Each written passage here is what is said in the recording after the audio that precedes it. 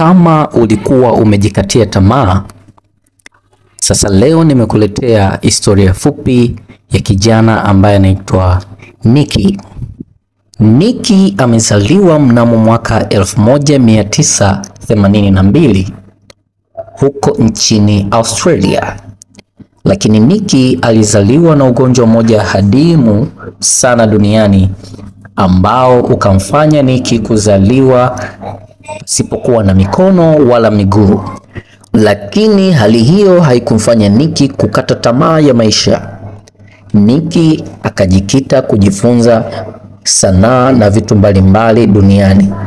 Kijana huyu asiyekuwa na mikono wala miguu ni baba wa familia, lakini licha ya kukosa mikono na miguu, kijana huyu ni mwogeleaji mmoja mzuri sana, lakini anaweza kuchezea mpira kwa kutumia kichwa chake.